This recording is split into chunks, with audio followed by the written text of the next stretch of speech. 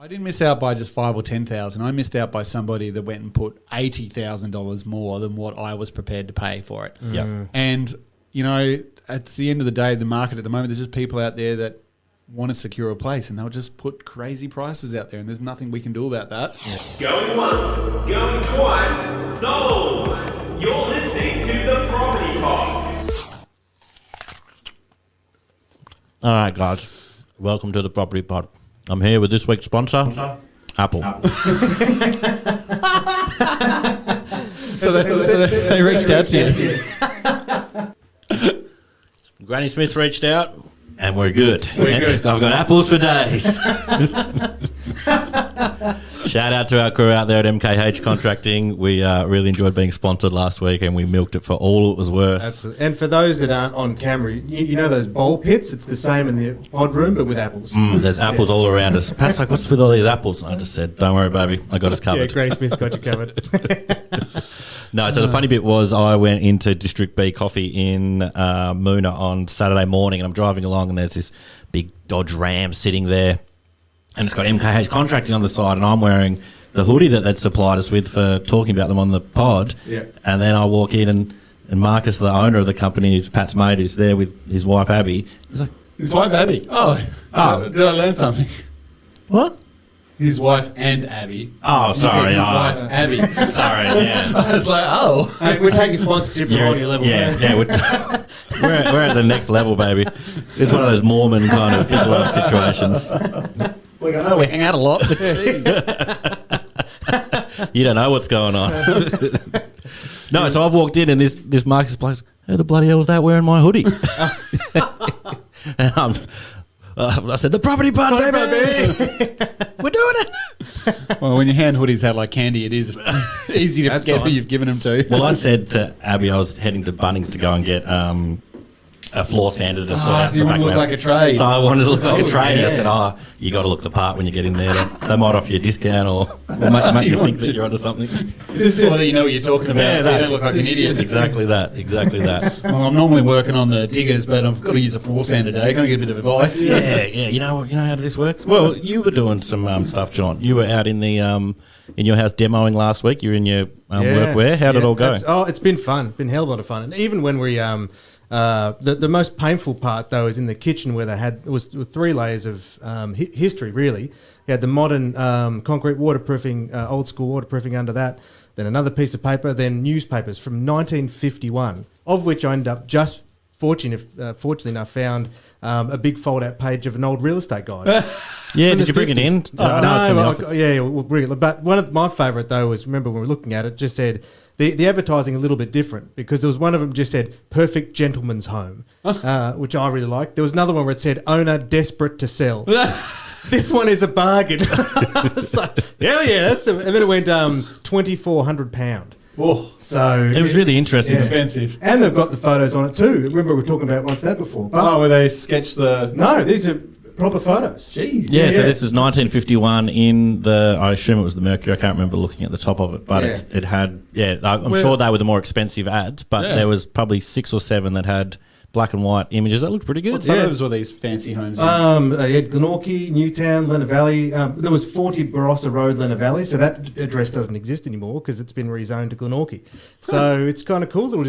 Unbelievable too, just the chances that we could find that specifically. So it was unreal with this renovation. None of your dad's ads in there? No. Sorry, Chris. We should superimpose it though. He looks the same all throughout history. But I ended up buying my partner a set of work boots because she's never had them before. So she was absolutely loving it. Just, I think it was like blue steel, whatever it was.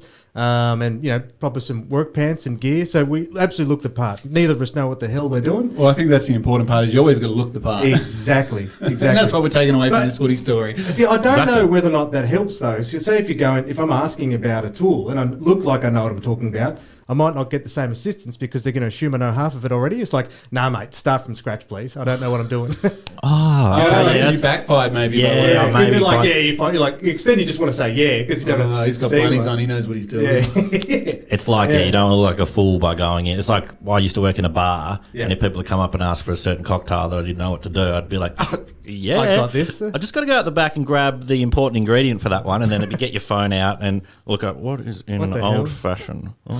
Okay, you've got you. And then you come out and you do your Tom Cruise, and you got this all sorted, and it's like, geez, he's good at that. Well, I have it too when we're, a person references the fact that they used to be a salesperson in real estate, etc. And then I don't know how, what they want me, which direction to take. Like, do we go all information? Do I ask about the contract? Sometimes they'll be happy just to, listen as you would as a regular customer. Others will just sit there and unload all the information about the experiences they had as a better salesperson back in the days. Like, that's fine. So it's just that balance of, well, what kind of service level do you want at this point? That's actually a really good point to flip today, because you've been trying to buy in the current market, Pat. So you're a salesperson dealing with agents who aren't yourself. I'll put it out there. For 4 days I've been trying to buy. I've only just started, but I've already experienced what everyone's talking about in the marketplace. Yeah, so can you run us through kind of your experience in the 4 day period, which people have been having? Putting it straight out there, I was unsuccessful in buying the property I went for, Yep. much like so many people are. It was a multiple offer situation.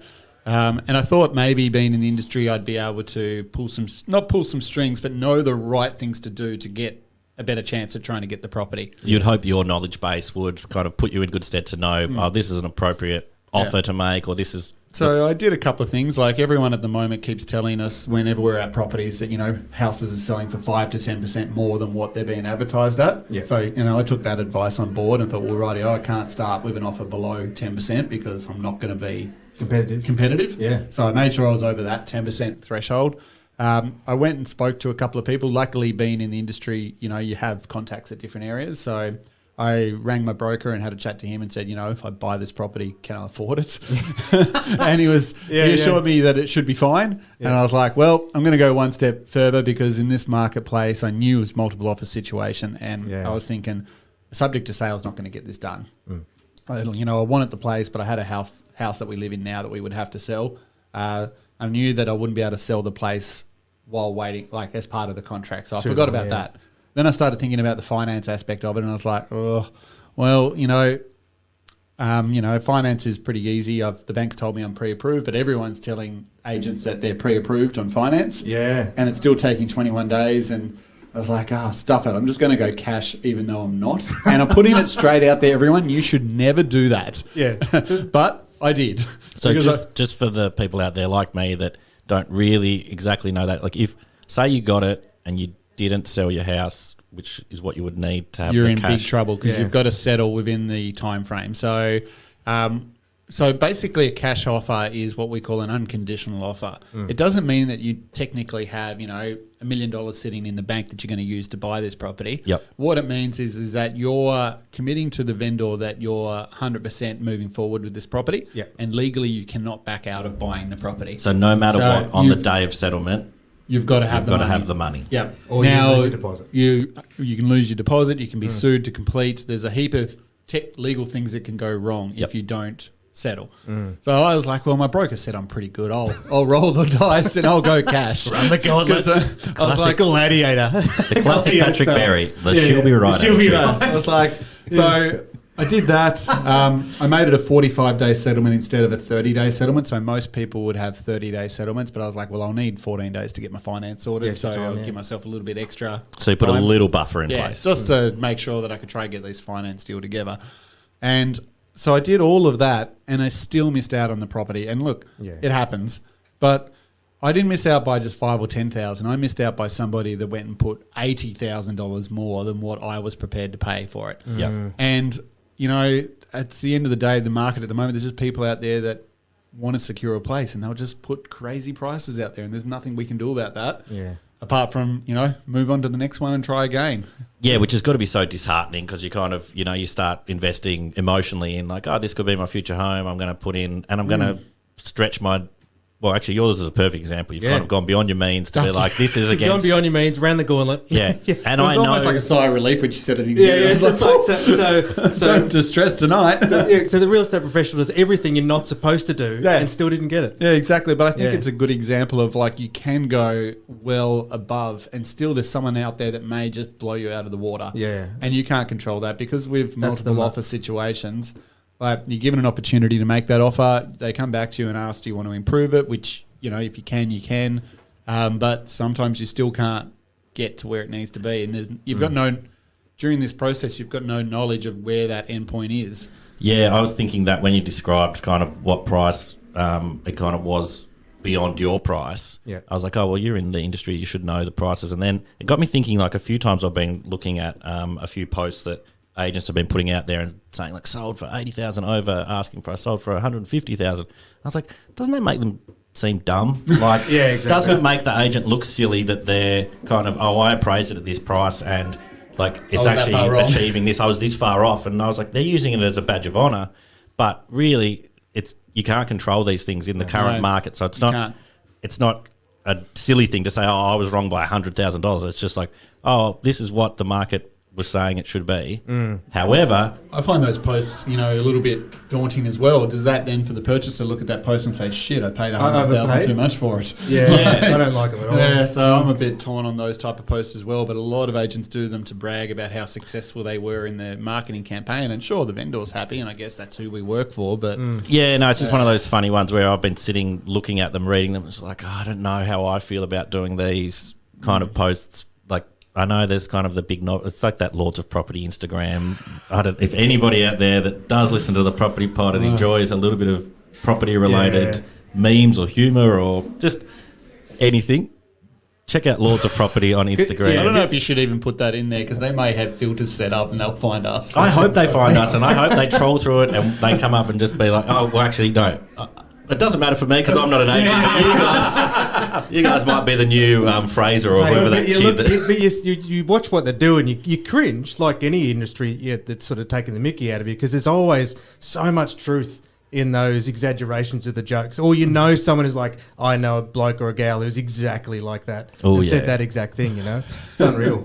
Well, again, it's one of those things where if we're talking about it, they're doing the right thing. So I know who this Fraser guy is now, so he seems like a real tool on his... He seems like the hammer, like that thing we were watching on John Oliver. So you have outlandish ads, you'll get noticed. There. Yeah, Well, so... this is an interesting one where probably our Tasmanian clients might not be so familiar with it. In the auction environment, to buy a house is unconditional is what you do. So what's happening with an auction contract and why it's so appealing is that it's purchased with no conditions. So you have to do all your building inspections prior to, have everything sorted out, because on the day it becomes an unconditional contract. Yeah, so it's almost like what I did, That's I guess, right. because they're going to their broker, and their broker's saying, rightio, at the auction on Saturday, you can spend up to X amount of dollars. Yes. Don't go above that bid because I can't give you the money for that. So it's pretty much exactly what Abby and I did. We just weren't pre-approved. We just had a 10-minute conversation with our broker and thought, let's roll the dice. She should have asked her other husband. He might have been able to help out. Apparently. Yeah, exactly. But I think Well, his nickname is Money King if you're talking to him next time. Oh, I remember that. MKH, Money King Headlam. It's really Marcus and Kirsten Headlam, but Money we King. call him Money King. Yeah, that's way better. The Money King himself. Shout out to the Money King who went and purchased a keg for all his employees over the weekend that was 41 litres bigger than his system could handle. See? Actually, That's only something a Money King would do. Very true. Well, there is one part that I'm really excited about in our business now where we're offering another level of service for, when it comes to making decisions in these markets, both for sale, buying and selling, is the next, who can you focus on to help you, nail down your investment advice. Oh, so this is part of John's circle. Yeah. Oh, yeah. He hasn't talked about In his circle. corner. Yeah, he hasn't had his corner out for a while now. Yeah, because it's great. What I'm really I excited reckon it got too full. Too many people in Too there. many people in the team. Well, they'd have to socially distance as well in this corner, and it's so tricky in this modern environment to so work out how close am I allowed to stand to you. So we've got one more person at this point. That's why we're going to have to go upstairs in this office. Just too many people on my team. But with Joanne on board. Yeah, so we've got our new employee, Joanne Strange, that started this week. Yeah. Really excited to have her on board. Tried to get her in today, but she wasn't too keen to be on the camera. But hey, we might tried. get her in the near future. Yeah. But Joanne's come on board as a business development manager, which is really exciting. So this is something I'd never heard of until she was coming on board, and Yep. I'm really intrigued by the idea. I think it's really cool, and she seems really, really passionate about what she does. Yeah, so for anyone that's wondering what a business development manager is, it's pretty simple. They are the rental version of a sales consultant. Yeah. So where John and I Definitely. will go out and appraise a property for sale, they go out and appraise a property for rent. Yep. And their job is to convince the owner to give our company the property to rent over one of our competitors. Which makes so much sense. Like, I'm like, how is this? Well, I'm sure it has been a thing. It's just a thing I wasn't aware of. But it makes so much sense to be like, oh, well, we can tell you what it's worth to sell, but of course we can tell you what it's worth to have as investment. Yeah. So it's very different because like a business development manager would normally have more traits like a sales consultant. They would sort of follow the sort of same characteristics that John and I would have. Yep. Where a property manager is more system based and more like problem solving, and you'd find that a property manager not necessarily is always good at appraising properties and like convincing people that we're the right choice for them. Yep. So it's really exciting to have someone that's got a bit of a sales background and a BDM background coming on board. And Jo's one of the best in the state, so we're super excited that she's chosen to move her career to our agency. Well, she's been Yeah. nominated for BDM awards internationally twice. Yeah. I think she's been nominated to that. She's kind of won awards across Australia. So she's an absolute superstar and a massive so- asset to the team. Yeah, so and like her level of service is amazing. Like to give you an example, I had an investor that reached out about one of my properties in Claremont on 2 nights ago, and I responded back to him as CC'd Jo in saying, yes, we can get a rental appraisal for you. I've CC'd Joanne into this email. She'll reach out to you tomorrow morning to get you the information. Nope, she saw that email in her inbox at home on Tuesday night, jumped online, did the research, sent the letter off, and the purchaser emailed her back and CC'd me in and saying, thank you, Jo, for being so efficient. Yep. Yeah. They got the info they needed within a couple of hours, and they were not expecting it because I'd already pre-warned them, that, we're finished for the night. She'll be back in the office 9 o'clock tomorrow morning. But no, it's that service level and that opportunity that she was driving. She was keen to get them to know who she was, which was great. And I think the exciting thing, how I see it from the business perspective and on an additional service level, is where the property manager that is appointed to obviously look after the inspections, know the intimate details of your property, etc., and that with other clients, they're taking care of the day-to-day, management, ensure the asset is well looked after.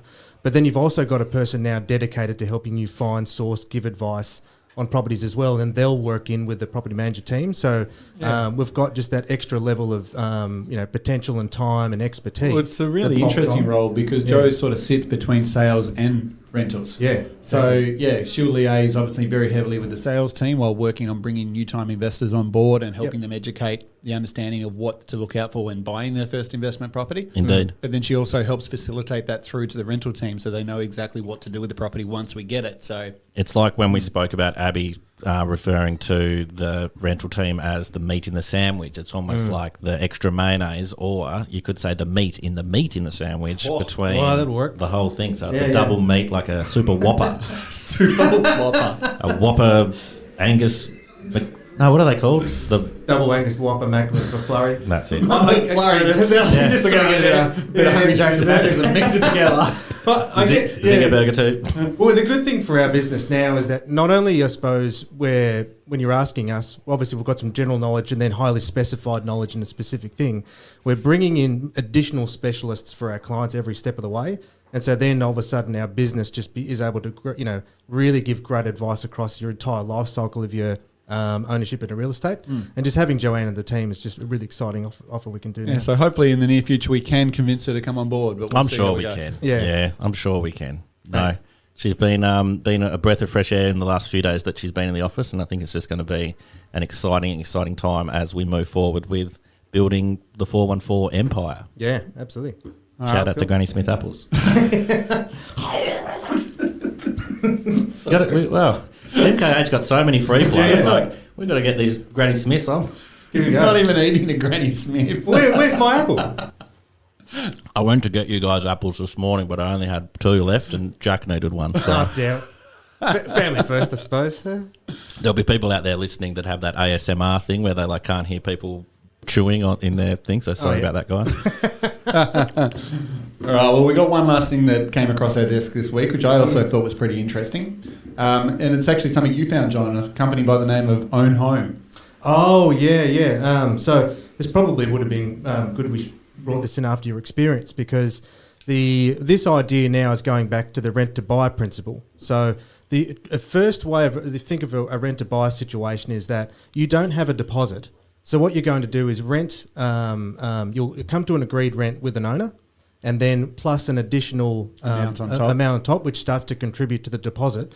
And then you'll have an agreed term for, say, 2 years' worth of renting, at which time then you'll have already agreed to a purchase price, and you'll get the finance in that after those 2 years, and then secure the property. So it's just like a retrovision kind of situation where you're already Afterpay for houses. Afterpay for houses, that's better. I like that. That's a really good way of putting it. Yeah, so look, this company's a new startup. They've just started. So really try to break it down so you understand how it works is you would apply with Own Home and make an application. And I think there's a startup fee involved in joining them. Yep. You then go out and you look at properties on realestate.com, any property that you like the look of. Like, it can be anywhere. Like it doesn't have to be for sale with Own Home. It can be with us or LJ or PRD or whoever it may be. Yeah. And then what happens is that you say to Own Home, this is the house of my dreams.